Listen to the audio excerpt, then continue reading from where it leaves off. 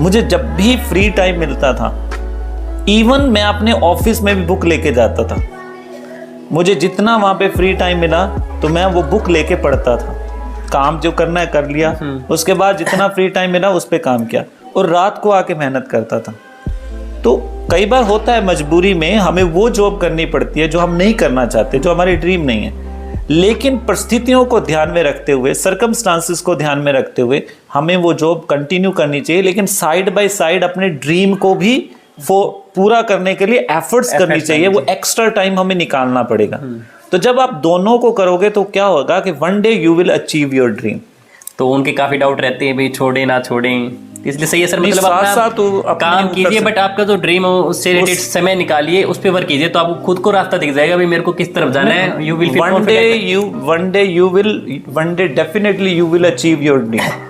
साथ में आपको एफर्ट्स जरूर करने हैं उस ड्रीम के लिए। ये नहीं है कि आप सिर्फ सोच रहे हो कि मेरा ये ड्रीम है, मैं इस जॉब में आ गया, एकदम से जॉब छोड़ दी और फिर वहां भी नहीं रहे, फिर वो कई बार आप टेंशन में भी आ जाते हो। ठीक है ना, तो इसलिए कई बार नहीं जॉब छोड़ना चाहते हो, मजबूरियां करो, लेकिन साथ साथ अपने पैशन को जरूर फॉलो करो, टाइम निकालिए, उस पर मेहनत कीजिए।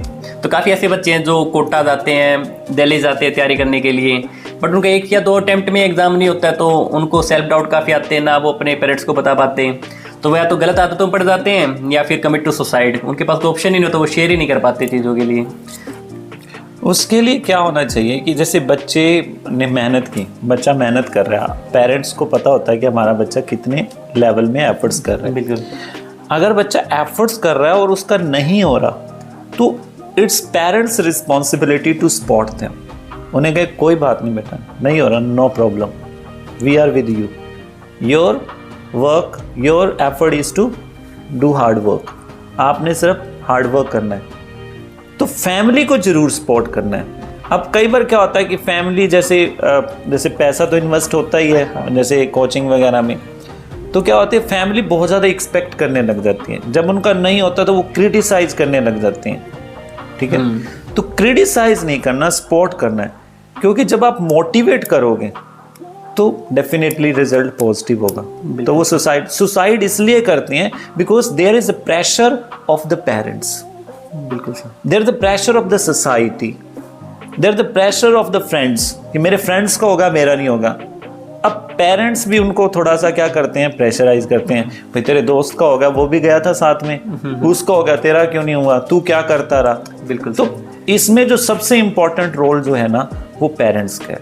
और सर आजकल बच्चों को जैसे एक छोटी एज में ही उनको एंड्रॉयड फ़ोन दे दिया जाता है पेरेंट्स के द्वारा, स्कूल के जस्ट आफ्टर 5th। मैंने तो देखा सर 4th क्लास के बच्चों के पास भी एंड्रॉयड फ़ोन आज के टाइम में। नहीं, android phone I think and computer they should not be provided to the students. नहीं देना चाहिए ऐसे, बिकॉज आपका स्कूल में आए, स्कूल से होमवर्क मिलता है तो बच्चे वो कीजिए।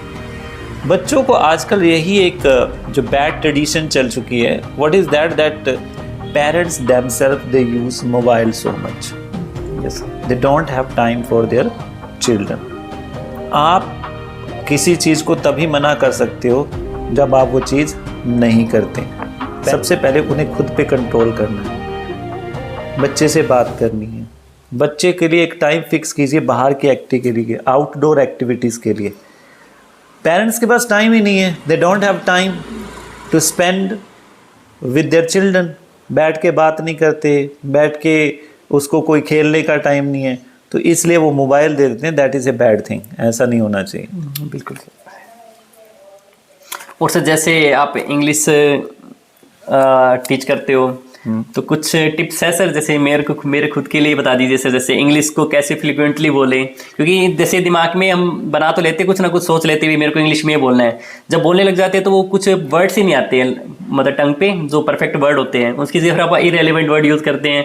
तो you can say that the English is the easiest language of the world. अब आपने देखा होगा कि most of the students English में बड़ी प्रॉब्लम होती है उनको, they are not able to speak as well as write। ना बोलना आता ना लिखना आता है।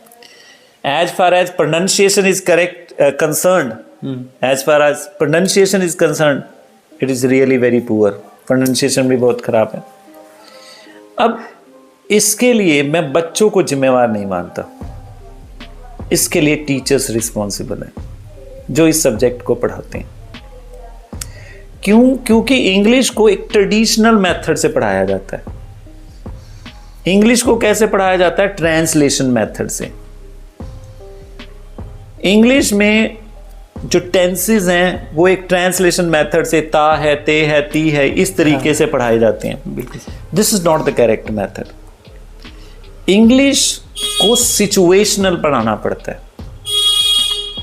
आप अपना इंग्लिश का जो प्रोफेसर है खुद वो शॉर्टकट मेथड्स निकाले, how to make English very easy. जब तक आप इंग्लिश को सिचुएशनल नहीं पढ़ाओगे तो बच्चा कभी इंग्लिश नहीं बोल पाएगा। अब ट्रांसलेशन मेथड में क्या होता है? सबसे पहले बच्चा, आपने एक सेंटेंस दे दिया, राम खाना खाता है। अब वो सोचेगा कौन सा टेंस लगेगा, खाता, ता है आ गया, अच्छा प्रेजेंट इंडेफिनिट टेंस आ गया, अच्छा क्या लगेगा, वो पूरा स्ट्रक्चर माइंड में सोचेगा, फिर वो कहेगा राम ईट्स फूड, बनाएगा, बहुत टाइम लग गया। अब इंस्टेड ऑफ दैट व्हेन आप एक सिचुएशनल देते हो, जैसे मैं आपको एक एग्जांपल देता हूँ, जैसे मैंने पास्ट के बारे में पढ़ाना है बच्चों को, तो एक बड़ा सिंपल सा रूल है, आप बच्चों को ये कहिए कि जब भी आप पास्ट के बारे में बोलना चाहते हो वर्ब की सेकंड फॉर्म यूज करो। आपने ये सिंपल सा रूल बताया। अब एक बच्चे को खड़ा करके बताओ, खड़ा करके कहो भी आप पास्ट के बारे में बोलो, आप कल के बारे में बताओ, कल आपने क्या किया।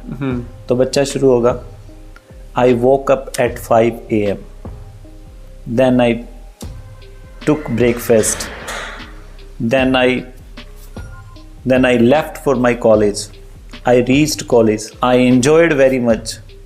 अब देखो आप, मैंने जितने सेंटेंस बोले इसमें क्या है, वर्ब की सेकंड फॉर्म आई है, तो बच्चा बहुत इजीली बोल पाएगा। इसमें मैंने कोई ट्रांसलेशन नहीं किया है, ट्रांसलेशन की जरूरत ही नहीं है ना, कोई सिचुएशनल है। बिल्कुल। तो आप बताइए, जब भी आप प्रेजेंट के बारे में बोलना चाहते हो तो सिंगुलर के साथ V1 + S और ES लगाओ, और प्लूरल के साथ और आई के साथ वर्ब की फर्स्ट फॉर्म लगाओ। ऐसे अगर आप फ्यूचर के बारे में बोलना चाहते हो तो विल प्लस में वर्ब की फर्स्ट फॉर्म लगाइए।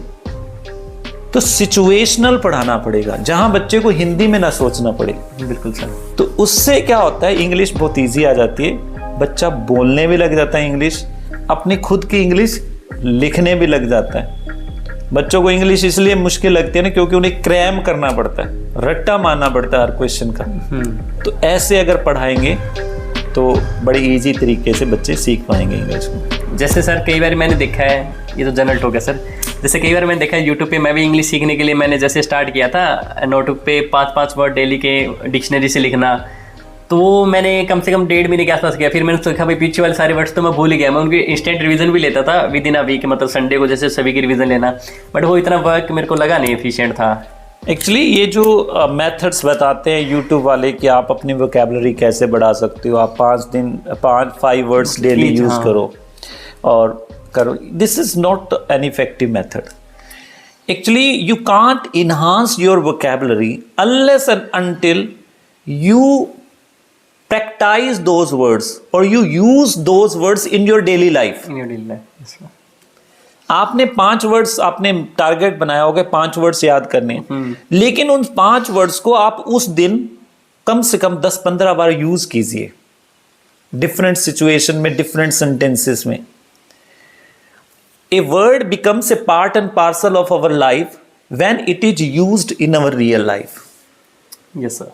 तब हमारे दिमाग में वो परमानेंटली रजिस्टर हो जाता है, हमें कोई क्रैम करने की जरूरत नहीं है। तो अगर आप अपनी वोकैब बढ़ाना चाहते हो, उसका सिंपल सा मेथड है कि आप उन वर्ड्स को रियल लाइफ में यूज कीजिए। आप 5-5 वर्ड्स रोज याद करते रहोगे तो साफ होते रहेंगे, क्योंकि आपने यूज तो किए नहीं, यूज नहीं किए, बिल्कुल यूज नहीं किए, तो वो वेस्टेज है। तभी कोई अपना अलग से कुछ हटके करना चाहता है, मैं किसी और फील्ड के अंदर जाना है, म्यूजिक के अंदर जाना है, तो उनको ये डर रहता है भी मैं स्टार्ट तो कर लूँ बट मेरे 4 लोग क्या कहेंगे इसके बारे में, रिलेटिव्स क्या कहेंगे, वो काफ़ी टांग खींचते हैं इन चीज़ों में। नहीं, उनको ना रिलेटिव्स के बारे में सोचना है, ना उन 4 लोगों के बारे में सोचना है। हर व्यक्ति को अपना पैशन फॉलो करना चाहिए। अगर आप अपना पैशन फॉलो करते हो, जिसमें आपका इंटरेस्ट है, चाहे वो इंटरेस्ट हिस्ट्री में हो, चाहे वो इंटरेस्ट सोशोलॉजी में हो, किसी भी फील्ड में हो, तो आप एक दिन टॉप पे जाओगे। आप ले लीजिए कि जितने भी दुनिया के ग्रेट पर्सनैलिटीज़ हैं, वो ग्रेट पर्सनैलिटीज़ क्यों बनी? क्योंकि उन्होंने अपना ड्रीम फॉलो किया, उन्होंने लोगों के बारे में नहीं सोचा। तो जब भी आप अपने ड्रीम को फॉलो करोगे तो definitely you will be on the top, you will be different from others. Of course sir. इसलिए आप अपने ड्रीम को फॉलो कीजिए, कुछ नहीं सोचना बाकी लोग क्या सोच रहे हैं क्या नहीं है, ड्रीम के पीछे जाइए। यही मैं जब मैं पढ़ाता हूँ बच्चों को तो मैं बच्चों से बात करता हूँ कि तुम क्या बनना चाहते हो, मेरा ये क्वेश्चन होता है बच्चों से। बच्चे कोई जवाब नहीं दे पाते कि हम क्या बनना चाहते हैं, कहते हैं अभी सोचा नहीं sir. Even they are in BA final year, graduation के फाइनल ईयर में होते हैं, फिर भी वो डिसाइड नहीं कर पा रहे कि हमने क्या बनना है। मैं उनको यही कहता हूँ कि आप अपने पैशन को फॉलो करो, पैशन के लिए जाना। अब उनका क्वेश्चन आता है सर हम अपना पैशन कैसे जाने? बिल्कुल सर। हमें कैसे पता चले कि हमारा पैशन क्या है? क्योंकि उन्हें अपना पता नहीं है। मैं उनको कह देता हूँ आप अपने पैशन को फॉलो करो, और फॉलो करते रहोगे तो एक दिन आप बहुत बड़ी ऊंचाइयों पे जाओगे। बिल्कुल सर। अब नेक्स्ट क्वेश्चन ये आता है बच्चों का कि हम अपना पैशन कैसे जाने? तो मैं उनको आंसर देता हूँ, पैशन जानने का एकमात्र तरीका क्या है? आप अपने आप से बात करो और देखो कि आपको क्या काम करने में इंटरेस्ट आता है, क्या काम करते हुए आप थकते नहीं हो, किस काम को करते हुए आप में न्यू आइडियाज आते हैं। तो जिस भी फील्ड में आप काम करते हुए थकते नहीं हो, आप लगातार, आपको लगता है कि मैं 18 घंटे 16 घंटे इसमें लगातार बैठ के काम कर सकता हूं, और जिस फील्ड में आपको न्यू आइडियाज आते हैं, क्रिएटिव आइडियाज आते हैं, वो आपका पैशन है। इसका मतलब आपका करियर वही है। बिल्कुल सर। आपको अपना वही करियर फॉलो करना है।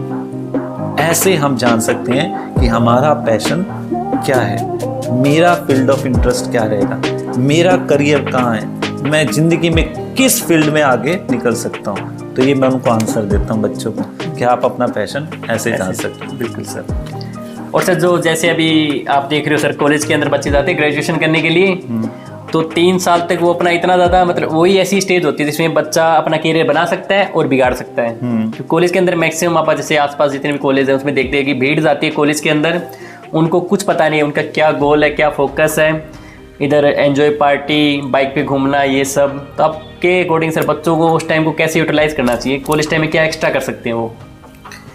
कॉलेज टाइम कहते हैं ना एक गोल्डन टाइम होता है जो हमारे करियर को, हमारी लाइफ को डिसाइड करता है। इसलिए हमें इस टाइम को बड़ा सूटेबली यूज़ करना चाहिए।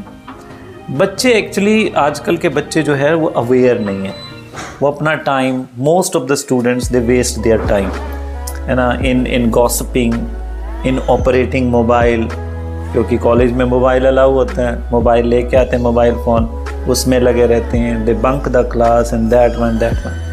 But they must realize that this is an important phase in your life. तो अब उसको कैसे रियलाइज कर सकते हैं? इसमें टीचर का भी बड़ा इम्पोर्टेंट रोल है, टीचर का बहुत इम्पोर्टेंट रोल है, क्योंकि वो बच्चा आपके पास आ गया। तो अब टीचर्स ने देखना है कि मेरा जो बच्चा है इस समय कहाँ है। कई teachers, most of the teachers they don't care कि हमारा भी बच्चा यहाँ आ रहा है या नहीं आ रहा। तो आपको एक कांटेक्ट रखना है बच्चों के साथ कि मेरा बच्चा 2 दिन से नहीं आया तो क्या रीज़न है। फ़ोन करके पता कीजिए, उनके पेरेंट्स के घर फ़ोन कर लीजिए, बच्चा 2 दिन से नहीं आ रहा, क्या कारण है। हो सकता है कि वो बच्चा कॉलेज में आ रहा हो लेकिन आपकी क्लास नहीं लगा रहा। तो साथ साथ उसे क्या है जी, उनको एग्जाम्पल्स भी दीजिए रियल लाइफ में। ये जो सामने खड़ा है रेडी लगा के, हाँ, इसके पास जाए, इसको पूछियो भी तुम BA में था तो तूने क्या किया। जब वो उसके पास जाएगा, उससे पूछेगा, कहेगा मैंने तो टाइम वेस्ट किया, देखो क्या कर रहा है। जो वहाँ पे CA बन के बैठा है, जो DC या SP, जो प्रोफेसर बन के बैठा है, उनसे जाके पूछो कि आप जब ग्रेजुएशन में थे तो आपने क्या किया। रियल लाइफ का एक्सपीरियंस करवाइए उनसे। वो मजदूर जो काम कर रहा है किसी कंस्ट्रक्शन में, बच्चों को पूछ जाके उनसे बात करवाए, हाँ जी आपने क्या किया जब पढ़ाई नहीं की, तो वो फिर बताएगा मैंने पढ़ाई नहीं की तो आज तक दुख पा रहा हूँ। बिल्कुल सर। जब तक आप रियल लाइफ के एक्सपीरियंसेस उनको नहीं बताएंगे उनको समझ में नहीं आएगी। जब उनको देखोगे ना, देखो ये काम करना पड़ेगा इफ़ यू डोंट स्टडी, और अगर पढ़ोगे तो ऐसी ऐसी जॉब मिलेगी, your life will be comfortable, फिर वो समझ आती है। बिल्कुल सर, ये चीज़ें। और सर आपका कोई लास्ट मैसेज आज की यूथ जनरेशन के लिए सर? मैसेज तो यही है कि इस दुनिया में टेम्पटेशन बहुत है, अल्यूरमेंट बहुत है, हमारे सामने बहुत अधिक डिस्ट्रैक्शंस हैं, बहुत मल्टीमीडिया सोशल मीडिया बहुत ज़्यादा है, लेकिन हमें अपने करियर पे फोकस करना चाहिए। और सर अभी आपने यूट्यूब चैनल भी है सर आपका, उस पर आप मतलब किस टाइप की नॉलेज देते हो सर? मेरे यूट्यूब चैनल का नाम है ऑक्सब्रिज इंग्लिश, जिस पे मैं English grammar, spoken English, linguistics, literature, इससे रिलेटेड वीडियो अपलोड करता रहता हूँ। और मैं उन चीज़ों को, उन वीडियोस को, उन टॉपिक्स को बड़े सिंपल वे में पढ़ाता हूँ, बेसिक वे में, ताकि each and every student must be able to understand them. तो आप भी सर के चैनल पे जाके ऑक्सब्रिज इंग्लिश, मैं नीचे कैप्शन में सर के चैनल का लिंक दे दूंगा, आप वहाँ जाके इंग्लिश सीख सकते हैं। सर के काफ़ी लेक्चर्स है उस पर, कैसे इंग्लिश को बोलना है, बेसिक से लेके हाई लेवल तक सब टॉपिक्स है क्लियर है उसके अंदर। तो आज के लिए इतना ही सर, आपका बहुत बहुत धन्यवाद। Thank you. और ऐसे ही हमारे साथ जुड़े रहिए, आपको नए नए लोगों से मिलाते रहेंगे जिनसे आपको बहुत कुछ सीखने को मिलेगा ज़िंदगी के अंदर। आज के लिए इतना ही, धन्यवाद, जय हिंद।